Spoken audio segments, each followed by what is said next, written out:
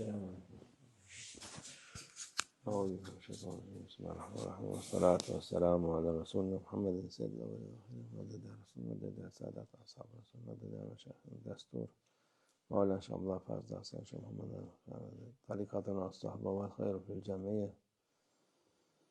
Peygamber sallallahu aleyhi ve sellem hadisi buyuruyor. Haksızlığa uğrayan ondan sonra affeden insan Allah onu aziz kılar. Allah izzet verdiği insan zelil olmaz. O mühim şey budur. Allah indinde aziz olmak, kıymetli olmak, insanın, Müslümanın istemesi lazım olan şeydir. Tabii çok haksızlık eskiden beri var, her zaman var ama ahir zamanda daha fazla iyi, kötü, iyi diye öğretmişler şimdi. Bütün dünyada aynı şekilde haksızı haklı sayıp haklıyı haksız diye sayılıyor. Ama o mühim değil.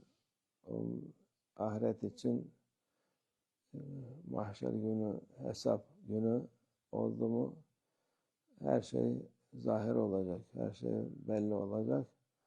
Haksız cezasını bulacak, haklı hakkını alacak. Ama o vakitte zelil olacak, haksız olan, haklı olan aziz olacak Allah'ın indinde. Onun için bu dünyada haklı yanında olmak lazım. Haksızlık yapmak bir beceri değildir. Bir şey değil yani ben bunu yaptım artık tamam dünyada seni yakalayamaz olabilir ama ahirette kaçacak yerin yok. Onun için muhakkak haklının yanında olmak lazım. Tabii dünyada çok haksızlık olmuş. Şeytan onu kullanıp senin iyi işlerini, sevaplarını bitirmek ister. O haklının yanında olunca sen bir şey kazanmazsın. Buna yardım et, bundan beraber ol ki sen de kazanasın. Öyle bir şey kazanma yok. Kazanma Allah indinde olan şeylerde olur. Allah'ın sevdiği şeylerde olursan kazanmış olursun. Dünya tabii ta baştan beri imtihan yeridir. Onun imtihanı iyi göster. Allah Azze ve Celle peygamberler göndermiş. Alimler göstermiş. Öğretecek insanlar her şeyi öğretmiş Allah Azze ve Celle.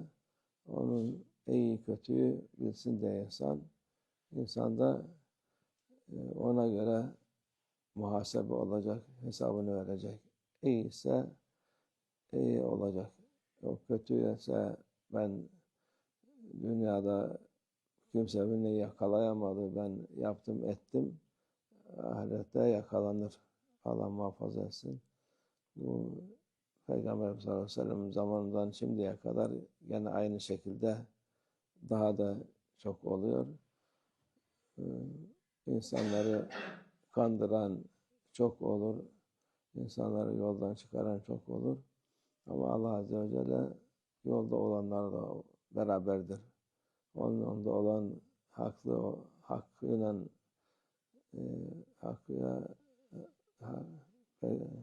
hak olan yolda olana yardım eder. Ötekisi istediği kadar ben kazandım, ettim desin, hiçbir faydası yok. Allah muhafaza etsin. Hak'tan uzaklaşmayalım, hakkını verenlerden olalım inşallah. Allah nefsimize uydurmasın, yoldan şaşırtmasın inşallah. Minallah tevfik. El Fatiha.